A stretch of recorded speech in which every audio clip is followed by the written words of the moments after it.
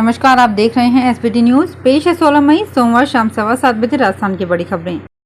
Dubai Thailand तक supply होने वाले सीकर के प्याज के भाव लुढ़कने से इस बार किसान घाटे में हैं। कोरोना के बाद अब मौसम की मार ने मीठे प्याज के स्वाद को कड़वा कर दिया है।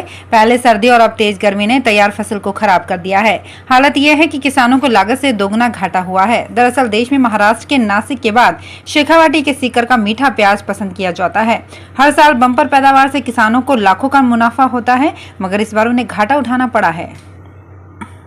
भीषण गर्मी के बीच बुद्ध पूर्णिमा राहत भरी खबर लेकर आई है। हीट वेव के बीच दक्षिण पश्चिमी मानसून ने अंडमान सागर में दस्तक दे दी है। बहुत जल्द ही राज्यों को तपिश से भी राहत मिलने की उम्मीद है। गौरतलब है कि देश के कई राज्यों में दिन का तापमान 45 से भी ज्यादा हो गया है और रात के तापमान में भी तेजी देखी गई है। इससे आम जनजीवन बेहाल है। अंडमान निकोबार द्वीप समूह में 16 मई को मौसम की पहली बारिश आई है। निर्धारित समय से 4 दिन पहले 27 मई को मानसून के केरल पहुंचने की भी संभावना है। पूर्व मुख्यमंत्री वसुंधरा राजे और उनके समर्थकों का सोमवार को जयपुर में जमावड़ा लग गया। इसके साथ ही नए सियासी समीकरणों की आहट भी शुरू हो गई है। भैरव सिंह शेखावत के दामाद नरपत सिंह राजवी भी स्पेशल गेस्ट के तौर पर मंच साझा करेंगे। ये वही नेता हैं जिन्होंने वसुंधरा राजे के मुख्यमंत्री रहते हुए उन पर भ्रष्टाचार के आरोप लगाए थे। पूर्व उपराष्ट्रपति और राजस्थान के पूर्व मुख्यमंत्री रहे दिवंगत भैरव सिंह शेखावत के जीवन पर आधारित पुस्तक धरती पुत्र भैरव सिंह शेखावत के विमोचन के कार्यक्रम में ये नेता पहुंचेंगे। कार्यक्रम जयपुर के बिरला ऑडिटोरियम में शाम 6 बजे होगा। उदयपुर में हुए चिंतन शिविर में तय हुए फॉर्मूले एक परिवार एक टिकट ने राजस्थान के मंत्रियों की चिंता बढ़ा दी है। प्रदेश में कई ऐसे मंत्री हैं और नेता हैं जिनके परिवार के सदस्य भी किसी न किसी पद पर हैं। ऐसे में नए फैसले के बाद उन्हें तय करना होगा कि या तो वे खुद चुनाव लड़ेंगे या फिर परिवार में से किसी एक को मौका मिलेगा। लोकसभा चुनाव हो या विधानसभा चुनाव, चाहे प्रधान का चुनाव हो या जिला प्रमुख का। राजस्थान के कई मंत्री हैं जिन्होंने लोकसभा में अपने परिजन के लिए टिकट मांगा। वहीं कई जगह मंत्रियों के परिजन प्रमुख प्रधान भी हैं। पीएफ खाते में जमा रकम कर्मचारियों के भविष्य को सुरक्षित करती है, इसलिए कर्मचारियों को अपने पीएफ खाते में ई नॉमिनेशन कराना जरूरी है। अगर ई नॉमिनेशन नहीं करते तो उनको ईपीएफओ से मिलने वाली कई जरूरी सुविधाएं नहीं मिलती है। अगर किसी पीएफ खाता धारक की 60 साल से पहले दुर्भाग्यवश मृत्यु होती है तो ऐसी स्थिति में उसके खाते में जमा पैसों को नॉमिनी को दिए जाते हैं। ई नॉमिनेशन नहीं होने पर ये पैसे निकलवाने में दिक्कतों का सामना करना पड़ता है। राहुल गांधी ने कहा कि भाजपा आदिवासियों को दबाने कुचलने का काम करती है। दो विचारधाराओं की लड़ाई है। एक तरफ कांग्रेस पार्टी है जो कहती है कि सबकी रक्षा करनी है, सबको जोड़कर चलना है। दूसरी तरफ भाजपा है जो बांटने का काम करती है, दबाने कुचलने का करती है। भाजपा 2 हिंदुस्तान बनाना चाहती है, एक हिंदुस्तान अमीरों उद्योगपतियों का और दूसरा गरीब आदिवासियों का। हम एक ही हिंदुस्तान के पक्ष में हैं। उदयपुर में 3 दिन के चिंतन शिविर के बाद राहुल गांधी सोमवार को बेनेश्वर धाम में सभा संबोधित कर रहे थे। दिल्ली गुरुग्राम एसएनबी के बीच रेल कॉरिडोर के सिविल निर्माण कार्य से पूर्व प्री कंस्ट्रक्शन कार्य किया जा रहा है। इसके तहत अतिरिक्त हाई टेंशन लाइन और पावर लाइंस के शिफ्टिंग का काम शुरू हो गया है। इस पूरे सेक्शन पर आरआरटीएस के पुल निर्माण के लिए कुल 21 एक्स्ट्रा हाई टेंशन लाइनों को शिफ्ट किया जाना है। इस प्रक्रिया में मानेसर और नीमराना के बीच केएमपी फ्लाईओवर के नजदीक पहली 400 केवी की हाई टेंशन लाइन सफलतापूर्वक शिफ्ट कर दी गई है। भ्रष्टाचार निरोधक ब्यूरो ने घूसखोरों की सूचना देने के लिए 1064 नंबर जारी किया है।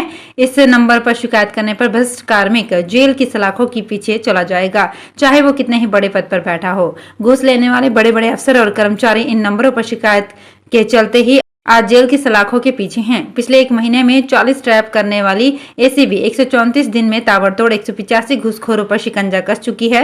राजस्थान एसीबी की इस वर्किंग को फॉलो करने के लिए हरियाणा, दिल्ली, पंजाब और उत्तराखंड सहित कई राज्यों की टीमें ट्रेनिंग ले चुकी हैं।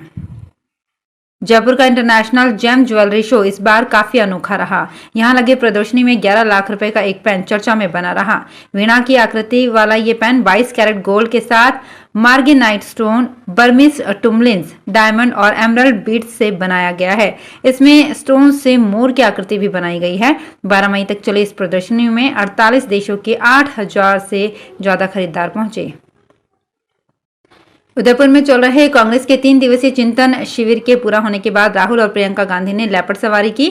उनके साथ प्रियंका के दोनों बच्चे भी मौजूद थे।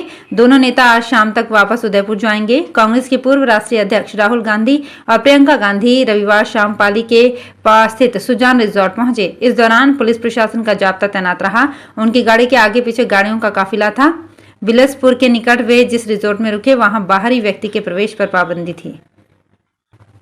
लोकसभा अध्यक्ष ओम बिरला ने सोमवार को संसदीय क्षेत्र कोटा बूंदी के प्रवास के दौरान नेफेड अधिकारियों की बैठक लेकर प्रदेश में चना खरीद की फरोख्त की समीक्षा की। स्पीकर ओम बिरला ने अधिकारियों को निर्देश दिए कि एमएसपी पर 25 क्विंटल की जगह 40 क्विंटल के प्रस्ताव केंद्र के अधिकारी को भेजे ताकि किसानों को राहत मिले। बिरला ने केंद्रीय मंत्री नरेंद्र तोमर से बात कर प्रदेश में चना खरीद को लेकर किसानों को हो रही परेशानी से अवगत करवाया।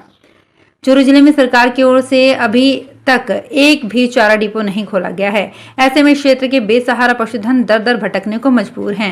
महंगे चारे के चलते पशुपालक अपने पशुओं के चारे को लेकर परेशान नजर आ रहे हैं। जिले में पानी की कमी के कारण चारा उत्पादन कम होने और स्टॉक करके रखे जाने के कारण इनके दामों में भारी उछाल आ गया है। सुजानगढ़ और रतनगढ़ में चारा परिवहन का भाड़ा 150 से 200 रुपए प्रति क्विंटल तक बढ़ जाता है। ऐसे में इन शहरों में चारा और भी महंगा मिलता है।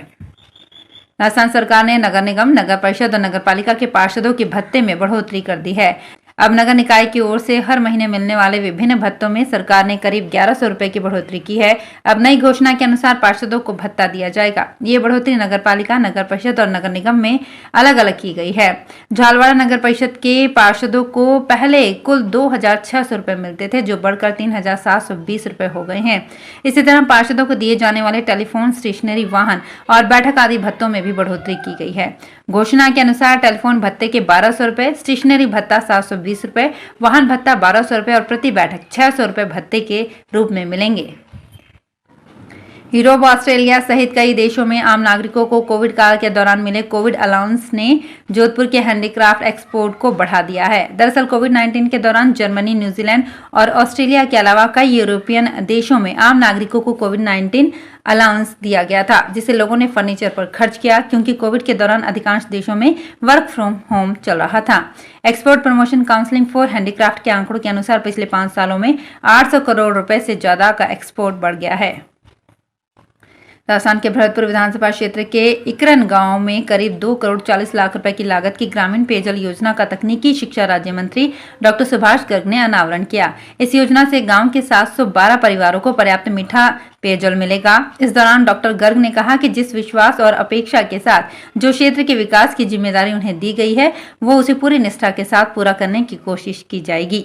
भरतपुर विधानसभा क्षेत्र के 44 गाँव में चंबल का मीठा पेयजल मिलना शुरू हो गया है। गाँव में करीब 7 महीने में मीठा जल पहुंच जाएगा। तो फिलहाल इस बुलेटिन में इतना ही। फिर हाजिर होंगे कुछ और बड़ी खबरों के साथ। एसबीटी न्यूज के और भी वीडियोस को देखने के लिए हमारे चैनल को सब्सक्राइब करें और नोटिफिकेशन पाने के लिए बेल आइकन को प्रेस करें।